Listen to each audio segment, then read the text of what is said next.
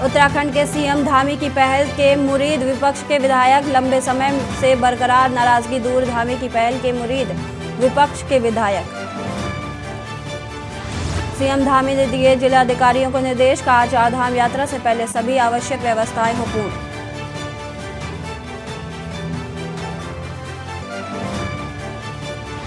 पंद्रहवें वित्त आयोग का पैसा खर्च न होने पर पंचायती राज मंत्री सतपाल महाराज ने लगाई अधिकारियों की क्लास।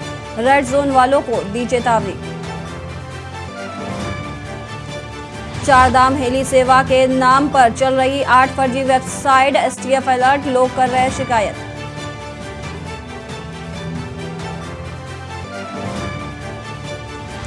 उत्तराखंड वन विभाग में बड़ा फेरबदल, हाई कोर्ट के आदेश पर 11 डिप्टी रेंजर समेत 22 अधिकारियों का हुआ ट्रांसफर। आज मुखबाग में से गंगोत्री के लिए विदा होगी मां गंगा की डोली। कल खुलेंगे भक्तों के लिए धाम के कपाट।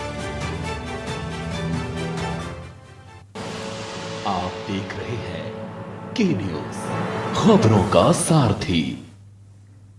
खबर कोटद्वार से है। अंकिता हत्याकांड मामले में जुड़ी बड़ी खबर आ रही है। एडीजी कोर्ट में पेश किए गए गवाह को लेकर सवाल किए जाएंगे। एसआईटी के पेश किए गए गवाह को लेकर सवाल। बचाव पक्ष के अधिवक्ता ने जेंडर को लेकर सवाल उठाए हैं। कुशराज के जेंडर को लेकर सवाल खड़े कर दिए। पुलिस ने कुशराज को पुरुष बनाकर बयान दर्ज करवाए। वकील ने कहा है कि असल में वह फीमेल है।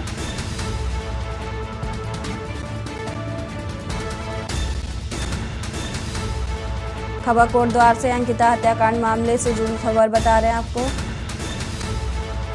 एडीजी कोर्ट में पेश किए गए गवाहों को लेकर सवाल।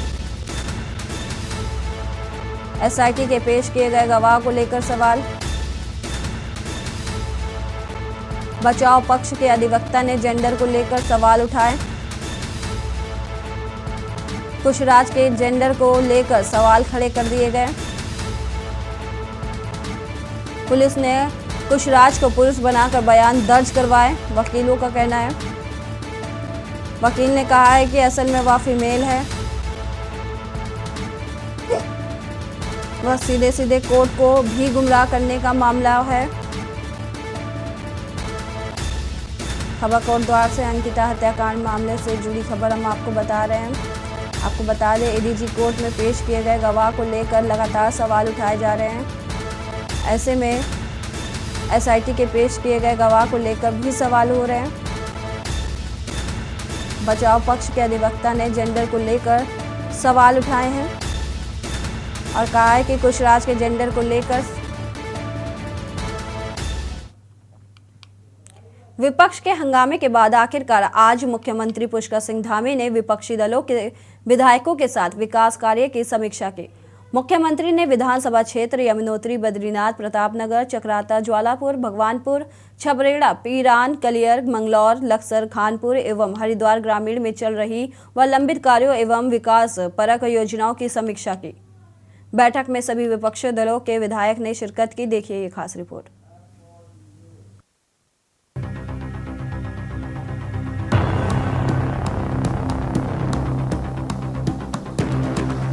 2024 के लोकसभा चुनाव और 2023 में होने वाले निकाय चुनाव से पहले सरकार पर विकास कार्यों को पूरा करने का दबाव है, जिसके तहत मुख्यमंत्री पुष्कर सिंह धामी लगातार विधानसभा व राज्य की सभी विधानसभाओं की समीक्षा कर रहे हैं। इसके तहत विधानसभाओं में चल रही लंबित कार्यों एवं विकास परक योजनाओं की समीक्षा की गई। मुख्यमंत्री धामी ने बैठक में अधिकारियों को योजनाओं में तेजी लाने के निर्देश दिए हैं। वहीं विपक्षी दलों के विधायकों के साथ हुई इस बैठक पर राज्य में सियासत भी गर्मा गई है। कांग्रेस का आरोप है कि विपक्ष के विधायकों के दबाव में सीएम ने विपक्ष के विधायकों के साथ बैठक की। साथ ही विपक्ष ने सवाल उठाए हैं कि मुख्यमंत्री ने एक साथ सभी की समीक्षा बैठक क्यों नहीं की। विपक्ष की अलग से बैठक बुलाना इससे साफ है कि मुख्यमंत्री भेदभाव की राजनीति कर रहे हैं। वहीं सत्ता पक्ष ने विपक्ष के आरोपों को सिरे से खारिज किया। आपके प्रश्न के लिए धन्यवाद। आपने ये कहा प्रश्न में पूछते हुए कि आप लोग आरोप लगाते थे, और आरोप लगाने का ही ये नतीजा है कि आज ये बैठक हो रही है। नहीं तो क्या कारण है कि जिस लोकसभा क्षेत्र में जो विधानसभा है उनकी समीक्षा बैठक होती है वो केवल सत्ताधारियों की अलग से होती है, और अब जब विपक्ष ने आवाज उठानी शुरू की तो विपक्ष के विधायकों की समीक्षा अब हो रही, साथ में क्यों नहीं? अगर हरिद्वार की 14 लोकसभा सीट पर 14 अगर विधानसभाएं हैं तो 14 के 14 विधानसभाओं की समीक्षा एक साथ क्यों नहीं हुई? सत्ताधारी दल के लोगों की समीक्षा अलग और विपक्ष के साथियों की समीक्षा अलग ही क्यों? देखिए, ऐसा है, कांग्रेस की ये जो मानसिकता है, कुंठित मानसिकता है, इसको तो मैं कमाल की मानसिकता मानती हूँ, क्योंकि कोई भी कार्य अच्छा होता है तो ये उसको यही कहते हैं कि इनके दबाव में आकर किया जा रहा है। और भारतीय जनता पार्टी जो भी कार्य करती है वो नेक विचारधारा को लेकर करती है। तो सीएम साहब हर चीज़ को लेकर एक अच्छी विचारधारा को लेकर कार्य करते हैं, और विपक्ष की भी राय लेना उनको अच्छा लगा, तब उन्होंने आज विधायक दल की बैठक बुलाई है, विपक्ष की विधायक दल की बैठक बुलाई है। और जिस तरह से कांग्रेस आरोप लगा रही है, उनके लिए मैं एक ही शब्द कहना चाहूँगी कि इनको पायल तक का तो पता नहीं, तो झंकार की बातें इनकी करने की आदत है और ये करते रहेंगे, क्योंकि अपना घर इनसे संभल रहा है नहीं। आपको बता दें कि मुख्यमंत्री ने विधानसभा क्षेत्र यमुनोत्री, बद्रीनाथ, प्रतापनगर, चक्राता, ज्वालापुर, भगवानपुर, झबरेड़ा, पिरानकलियर, मंगलौर, लक्सर, कानपुर और हरिद्वार ग्रामीण में चल रही लंबित कार्यों में विकास परक योजनाओं की समीक्षा की। बैठक में सभी विपक्षी दलों के विधायकों ने शिरकत की। वहीं इस मामले में आम आदमी पार्टी का आरोप है कि बीजेपी कांग्रेस दोनों दल मिलकर राज्य की जनता को धोखा दे रहे हैं, धरातल पर कोई विकास कार्य नहीं हो रहे हैं। वहीं यूकेडी ने मुख्यमंत्री की इस पहल की सराहना करते हुए कहा कि मुख्यमंत्री को पहले ही विपक्षी दलों के साथ बैठक कर लेनी चाहिए थी। देखिए, इस राज्य के अंदर भाजपा और कांग्रेस पक्ष और विपक्ष दोनों मिल करके राज्य की जनता को बेवकूफ बनाने का काम कर रहे हैं। दोनों की मिलीभगत है। ये बारी बारी से जो सरकारें बनने का चलन है, ये उसका है कि इस बार मेरी सरकार है तो मुझे खाने दे, अगली बार तेरी सरकार होगी तो तुम खाना। इस सिद्धांत पर ही काम करते हैं और राज्य की जनता के हितों की रक्षा करने के बजाय उनका खिलवाड़ करते हैं। विधायकों की तनख्वाह बढ़ा दी गई, विधायकों की विधायक निधि बढ़ा दी गई, अब समीक्षा बैठक भी हो रही है, लेकिन हकीकत में धरातल पर काम क्या हो रहा है? देखिए, सर्वप्रथम तो अगर पुष्कर सिंह धामी जी ने ये पहल करी है कि विपक्ष के नेताओं के साथ मिलकर विकास कार्यों की समीक्षा करी है, तो ये सराहनीय कदम है। लेकिन साथ ही साथ यदि ये पहल बहुत पहले की जाती, यदि इस तरह का समन्वय बनाने की परिस्थितियाँ पहले उत्पन्न की जाती, तो शायद ये विकास कार्यों की समीक्षा का जो विकास कार्य, तमाम जो विकास कार्य उत्तराखंड के विकास में रुके हुए हैं, यहाँ के हमारे प्रदेश में रुके हुए हैं, इस प्रदेश उत्तराखंड में, वो सारे के सारे शायद समय में पूर्ण होते। पर फिर भी यूकेडी एक विपक्ष के होने के नाते इस कदम का सराहनीय कदम का बहुत बहुत साधुवाद करती है मुख्यमंत्री का कि उन्होंने विपक्ष को साथ लेकर इन विकास कार्यों की समीक्षा की। कुल मिलाकर चुनाव से पहले सरकार पर जनता तक विकास कार्यों को पहुंचाने का दबाव है। यही वजह है कि सीएम लगातार एक विधानसभा की समीक्षा कर रहे हैं, लेकिन सवाल यह है कि क्या इस समीक्षा का असर धरातल पर भी देखने को मिलेगा? क्या विपक्षी दलों के साथ आज ये बैठक पहले नहीं की जा सकती थी? क्या मुख्यमंत्री की सख्ती के बाद विकास कार्यों में तेजी आएगी या नहीं? देहरादून से के न्यूज इंडिया की लंकित काला की रिपोर्ट।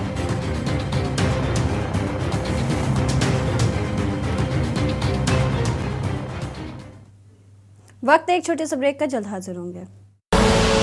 आप देख रहे हैं के न्यूज, खबरों का सारथी। ब्रेक के बाद आप सभी का स्वागत है। बढ़ते हैं खबरों की ओर। खबर लक्सर से, जहां रेलवे स्टेशन पर ट्रेनों के स्टॉपेज की मांग को लेकर संयुक्त संघर्ष समिति द्वारा चलाया जा रहा आंदोलन आज बाजार बंद कार्यक्रम के तहत फ्लॉप होकर रह गया। बाजार बंद होने के कारण संघर्ष समिति के संयोजक और उत्तराखंड किसान मोर्चा के राष्ट्रीय सचिव ने व्यापारियों को खरी खोटी सुनाई और खुद को आंदोलन से अलग करने की घोषणा कर दी। इसके साथ ही समिति अध्यक्ष और दूसरे संगठनों के समर्थक व कार्यकर्ता मीटिंग से उठकर चले गए। व्यापार मंडल के तहसील अध्यक्ष अजय वर्मा ने सफाई दी है कि कुछ लोगों द्वारा इस कार्यक्रम को ब्लॉक करने के लिए साजिश रची गई थी, अन्यथा अधिकांश दुकानदार व्यापारी संयुक्त संघर्ष समिति के साथ हैं।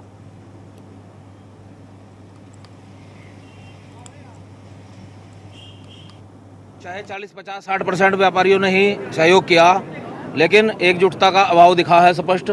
और इसमें जो लोगों ने व्यापार मंडल के नाम पर राजनीतिक दुकान अपनी चला रखी थी, वे आज समाज के नंगे हुए हैं, उनकी कोई व्यापारियों पर पकड़ साबित नहीं हुई है। इस प्रकार से हम तो ये आंदोलन इस बात के लिए भी जाना जाएगा कि लक्सर में अगर कभी कोई व्यापार मंडल का अपने आप को अध्यक्ष कहता है तो वो मैदान में आके चुनाव लड़े, उसके बाद वो अपने आप को अध्यक्ष कहे। जिसके साथ जनता नहीं वो कहेगा अध्यक्ष। यानी कि आज का प्रोग्राम फ्लॉप नहीं, प्रोग्राम बिल्कुल सफल है। क्षेत्र से सैकड़ों से ज्यादा लोग यहाँ पे पहुंचे हैं और सैकड़ों से ज्यादा व्यापारी भी यहाँ पहुंचे हैं। ऐसा है कि संयुक्त समिति के जो अध्यक्ष हैं उन्हें बड़े आंदोलन करने का तजुर्बा है। अभी यहाँ पे जो नए प्रकार का एक आंदोलन था जो रेल का, क्योंकि क्षेत्र की आवश्यकता जैसी बाजार को है ऐसी देहात के लोगों को भी है। पौड़ी जिले के कलजीखाल ब्लॉक के अड़ेत गांव में उस वक्त ग्रामीणों के होश फाख्ता हो गए जब बंदरों को कैद करने के लिए लगाए गए पिंजरे में एक गुलदार कैद हो गया। घटना की जानकारी देते हुए ग्राम प्रधान मल्ली जयवीर सिंह ने बताया कि क्षेत्र में बंदरों द्वारा ग्रामीणों को काट कर घायल करने की घटनाएं होने पर ग्रामीणों को बंदरों के आतंक से निजात दिलाने के लिए वन विभाग ने क्षेत्र में बंदर पकड़ने वाले पिंजरे लगाए थे, जिसमें पूर्व में पिंजरे में कुछ बंदर कैद भी हुए थे, जिन्हें कि वन विभाग द्वारा रेस्क्यू कर लिया गया। वन विभाग को सूचना दे दी गई। वन विभाग की टीम ने गुलदार को रेस्क्यू कर उसे नागादेव रेंज ले गई है।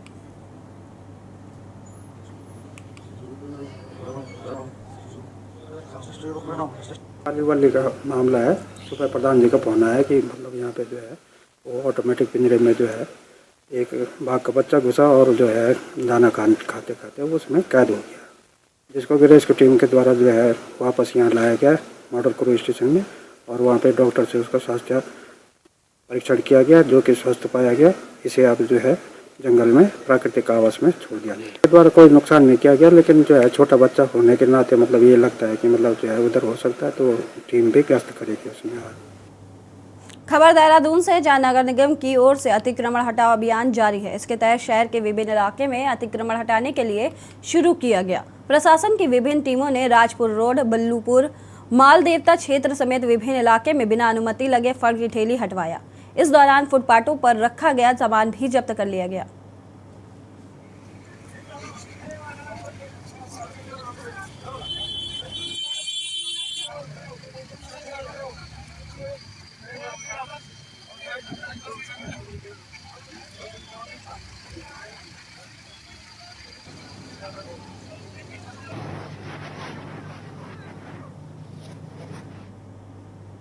खबर पौड़ी से, जहां मौसम विभाग द्वारा जनपद के कुछ स्थानों पर 20 व 21 अप्रैल को गरज के साथ ओलावृष्टि, आकाशीय बिजली चमकने तथा तीव्र बौछार होने की संभावना व्यक्त करते हुए येलो अलर्ट दिया गया है।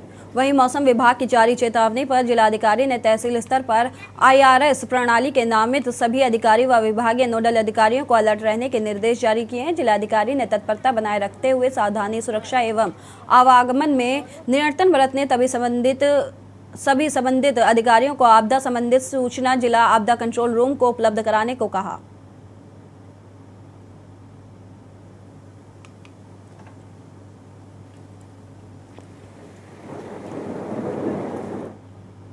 खबर मंगलौर से, जहां आगामी ईद उल फितर त्यौहार को लेकर पुलिस सतर्क हो गई है। रमजान के अलविदा जुमा और ईद के त्यौहार को लेकर मंगलौर पुलिस ने कोतवाली मंगलौर में ग्रामीणों की बैठक आयोजित की। बैठक में पहुंचे CO मंगलौर बहादुर सिंह चौहान ने सभी समुदाय के स्थानीय गणमान्य व्यक्तियों के लोगों के साथ गोष्ठी में लोगों को शांतिपूर्वक ईद का त्यौहार मनाने की अपील की और लोगों से भी पुलिस का सहयोग किए जाने की अपील की।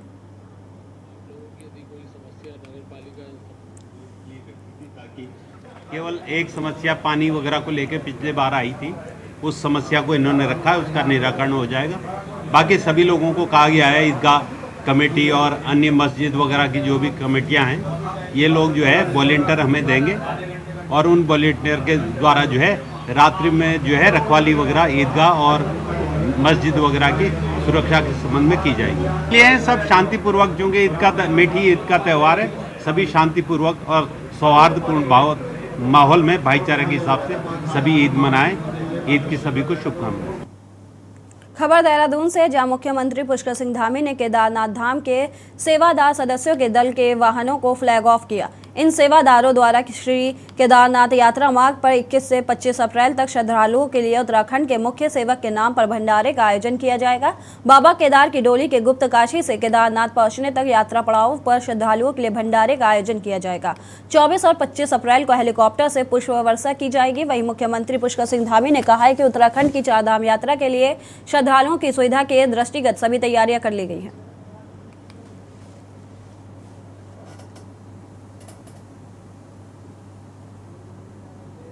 यात्रा बाबा केदार की कृपा से, भगवान बद्री विशाल की कृपा से, हमारे सभी देवी देवताओं के सभी धामों की कृपा से ये यात्रा हमारी बहुत ऐतिहासिक होगी। बहुत लोगों के अंदर उत्साह है, जोश है, आस्था है, श्रद्धा है। पूरे देश के लोग लगातार बुकिंग करवा रहे हैं। 16 लाख के लगभग लोगों के अभी तक पंजीकरण हो गए हैं। ऑफलाइन भी चल रहा है, ऑनलाइन भी चल रहा है और बहुत सारे स्वयंसेवी संगठन, सामाजिक संगठनों के लोग, सामाजिक लोग, सेवादार सभी अपने अपने स्तर पर काम कर रहे हैं। कोई भंडारा चला रहा है, कोई सेवा के काम कर रहा है। मैं सभी का धन्यवाद करता हूँ। सब लोग यात्रा को सफल बनाने के लिए आगे आ रहे हैं। हमारा ध्येय है कि पूरे देश भर से आने वाले श्रद्धालु अच्छी प्रकार से, ठीक प्रकार से अपने दर्शन कर पाएँ, उनकी यात्रा अच्छी हो, भगवान उनकी सबकी मनोकामना पूर्ण करें। हम सबकी आतिथ्य के लिए तैयार हैं। उत्तराखंड पूरा सरकार सभी व्यवस्थाएं कर रहे हैं और लगातार उसकी मॉनिटरिंग समीक्षाएं लगातार हो रही हैं। मैं स्वयं अपने स्तर पर भी कर रहा हूं और भी हमारे सभी संबंधित विभागों के लोग जो जिस विभाग से संबंधित हैं सभी तैयारियां पूरी हो रही हैं। पूरे राज्य का समेकित रूप से विकास होना चाहिए। इसलिए विकास के मामले में कोई पक्ष नहीं, कोई पक्ष नहीं, पूरे प्रदेश का एक साथ विकास होना चाहिए। इसमें सभी का सहयोग और सबका साथ, जो माननीय प्रधानमंत्री जी का मंत्र है, सबका साथ, सबका विकास, सबका विश्वास और सबका प्रयास। उप जिलाधिकारी ने ईद उल फितर त्योहार के मद्देनजर कोतवाली में पुलिस अधिकारियों के साथ बैठक की है। उप जिलाधिकारी राहुल शाह ने सभी समुदाय के पदाधिकारियों और गणमान्य व्यक्तियों को शांतिपूर्वक ईद का त्योहार मनाने और आपसी सहयोग करने की अपील की है। उप जिलाधिकारी ने नमाज के दौरान ईदगाह आने वालों को वाहन निर्धारित स्थानों में पार्क करने और अनावश्यक वाहनों को बचाने के निर्देश जारी किए हैं।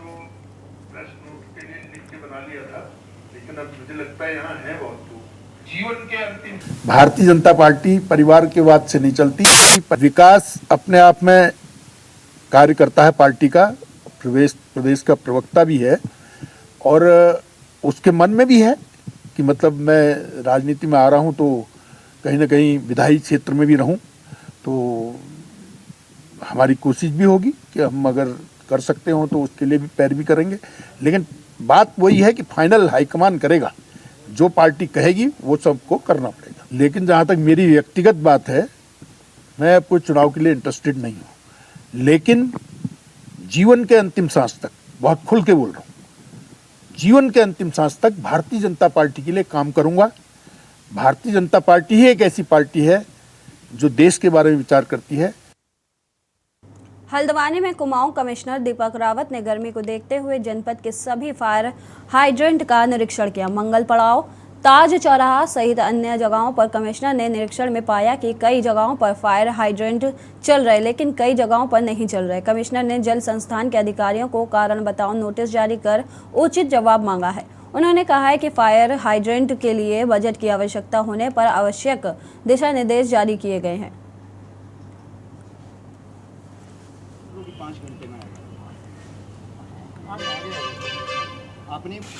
तो एक तो जो हमारी तैयारी है हाइड्रेंट्स की वो देख लीजिए। तो हल्द्वानी में आज मैंने रैंडमली 1-2 सैंपल्स लिखे थे और बाकी डीएम से कहा है कि वो खुद भी इस हफ्ते में चेक कर लें हाइड्रेंट्स को। तो यहाँ पे 8 हाइड्रेंट्स हैं, इसमें से एक हमने जो मंगल पड़ाव वाला देखा उसमें चेक करने पे भी पानी नहीं आया। उसके बाद जो हमने एक आज़ाद नगर वाला देखा उसमें तो खैर पानी था, ताज चौराहे वाले पे भी पानी था, लेकिन बाज़ार में मुख्य जगह पे वो है। अगर उससे पानी टाइमली नहीं आता है तो कभी कोई अगर अग्निकांड होता है तो उसमें दिक्कत आने की संभावना है। जल संस्थान से कहा गया है कि एक तो उसमें स्पष्टीकरण दें कि क्या वजह है ये नहीं हो रहा है। सेकेंडली ये भी देख लिया जाए कि हाइड्रेंट के कनेक्शन से, हाइड्रेंट की लाइन से कोई प्राइवेट कनेक्शंस तो नहीं दिए गए, और अगर इसमें कुछ धनराशि की आवश्यकता है जिसकी वजह से नहीं हो पा रहा है तो उसकी भी मांग कर लीजिए। वक्त एक छोटे से ब्रेक का, जल्द हाजिर होंगे। आप देख रहे हैं के न्यूज़, खबरों का सारथी। ब्रेक के बाद आप सभी का स्वागत है। खबर रामनगर से, जहां क्षेत्र में स्थित कोसी नदी में अवैध खनन रोकने का मामला हो तो जंगलों से अवैध लकड़ी कटान का मामला हो, इन्हें रोकने के लिए लगातार वन महकमा पूरी मुस्तैदी के साथ जुटा रहता है। लेकिन इसके बावजूद भी संसाधनों की भारी कमी के कारण खनन एवं लकड़ी माफिया लगातार वन निगम एवं वन कर्मियों पर हमला बोलने के साथ ही सरकारी संपत्ति को भी क्षति पहुंचा रहे हैं। ऐसा ही एक मामला फिर सामने आया है। बीते दिवस वन विकास निगम की गश्ती दल जंगल में गश्त कर रहा था। इसी बीच निगम कर्मचारियों द्वारा जंगल से लिप्टिस के अवैध कटान कर डनलप में ले जा रहे लकड़ी तस्करों को कर्मचारी द्वारा रोका गया, तो तस्करों द्वारा उनके साथ बदतमीजी करने के साथ ही सरकारी कार्य में बाधा पहुंचाई गई, जिसकी सूचना कर्मचारियों ने प्रबंधक खनन शेर सिंह को दी, जिसके बाद से मौके पर पहुंचे तो तस्करों द्वारा उनके साथ बदतमीजी की गई। लकड़ी भरी हुई तो उनके द्वारा जो पकड़ी और पकड़ के उन्होंने हमें फ़ोन किया, तब तक मैं भी वहाँ पहुँच गया। वहाँ पे एक महिला और एक पुरुष था। पुरुष को हमने गाड़ी में बैठा लिया और महिला से पूछा कि वही हमसे झगड़ कर रही थी। वो उसने जो है अंदर से कड़े से तोड़ करके, शीशा तोड़ करके वो पुरुष जो है भाग गया और महिला पाठा लेकर के जो है वो हम दौड़ी पीछे। लकड़ी को हमने जो है कब्जे में लेकर के उसको अपना रख दिया। कोतवाल को फ़ोन किया था पुलिस के लिए, तब तक वो लेट पहुँचे। अब क्या कार्रवाई की जा रही है उनके खिलाफ? अब मैंने अपने सेक्शन अफसर को बोल दिया कि इसके खिलाफ आप प्राथमिक दर्ज करेंगे।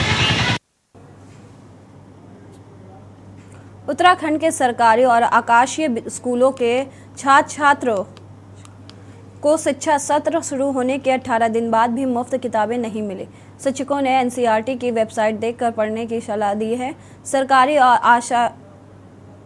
आशासकीय स्कूलों के कक्षा 1 से 12वीं तक के सभी छात्र छात्राओं को शिक्षा सत्र शुरू होने पर 1 अप्रैल से मुफ्त किताबें मिलनी चाहिए थी, लेकिन विभागीय अधिकारियों की लेट लतीफी के किताबों का वितरण नहीं हो सका। प्रदेश में करीब 11 लाख छात्र छात्राओं को मुफ्त किताबें मिलनी हैं। नियमानुसार 1 अप्रैल तक किताबें मिल जानी चाहिए थी। विपक्षी पार्टियों ने सत्ता पक्ष पर हमला बोला और बच्चों को किताबें मुहैया कराने की सरकार से मांग की है। प्रदेश और देश का कि शिक्षा व्यवस्था जो सुदृढ़ होने की बात मंचों से बड़े बड़े नेता करते नजर आते हैं, लेकिन सेशन शुरू हो चुका है, नया सत्र शुरू हो चुका है और आज दिन तक भी किताबें पठन पाठन की विद्यार्थियों को उपलब्ध नहीं है। ऐसे में आज की फिर खबर आई है कि वेबसाइट से पढ़ाएंगे शिक्षक। वेबसाइट से कितना पढ़ा जा सकता है और कितना पढ़ाया जा सकता है वो सबको विदित है। फिर तो शिक्षकों की ज़रूरत ही क्या है, बच्चे खुद ही वेबसाइट पर चले जाएं और वहाँ से जो भी सवाल जवाब है वो कर लें। तो ऐसे में कितना सजग, कितना जागरूक, कितना गंभीर हमारा शिक्षा विभाग उत्तराखंड प्रदेश का है, वो इसकी बानगी है। फिलहाल खबरों में इतना ही। देखते रहिए के न्यूज़। आप देख रहे हैं के न्यूज़, खबरों का सारथी।